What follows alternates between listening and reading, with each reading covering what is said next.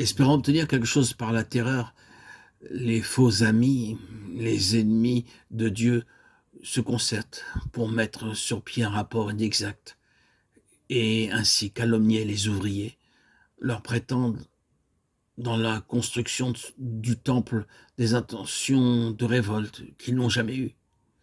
À l'égard de Néhémie et de la reconstruction de la muraille, le faux rapport le représentait comme un homme désirant se faire un nom, regrouper des partisans, devenir quelqu'un. Et par de faux rapports, des calomnies, c'est ainsi que travaille l'opposition suscitée par le diable.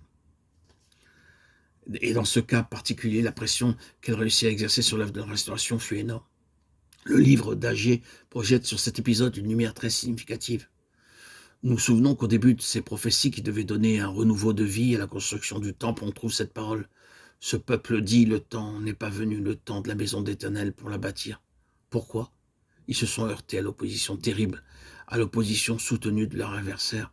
Et l'adversaire ne s'est pas simplement opposé du dehors, il s'y est pris de l'intérieur en faisant une suggestion insidieuse qui était la suivante. Vous voyez, toutes ces difficultés, tous ces ennemis, ces persécutions, ces calomnies, elles signifient sûrement ceci. C'est que Dieu ne veut pas que vous vous occupiez de cette affaire. La conclusion à en tirer, c'est que le temps de Dieu n'est pas venu. Si le temps de Dieu était venu, l'affaire viendrait à bonne fin, sans aucune difficulté. Mais en a-t-il jamais été ainsi?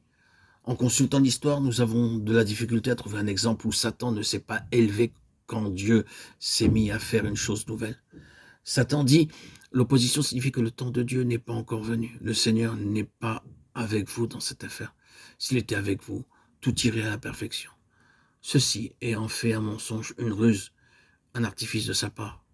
Voyez, comme Satan intervient par l'intérieur et donne aux difficultés une situation qu'elles n'ont pas, disant ou insinuant que si le Seigneur était avec vous, vous n'auriez pas de difficulté.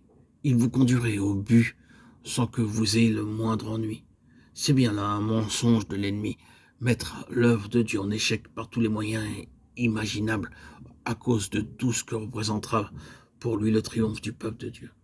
Demandez à Dieu de vous montrer la signification de tout cela pour que cette parole manifeste des effets réels dans votre propre vie et qu'il puisse obtenir, lui, ce que son cœur désire. Et n'oubliez pas que l'ennemi cherchera à vous frustrer du résultat. Demandez donc au Seigneur d'éveiller votre esprit quant à ces choses pour que vous puissiez résister à cette influence de mort, d'aveuglement, de paralysie. Nous devons prendre position pour le témoignage du Seigneur. Si le Seigneur cherche à réaliser quelque chose, je me refuse à toute paralysie de l'esprit ou de la pensée. Je me refuse à toute influence de mort. Je prends fermement position pour l'aboutissement entier de toute la pensée de Dieu dans ma vie, dans mon cœur, dans tout mon être. Amen.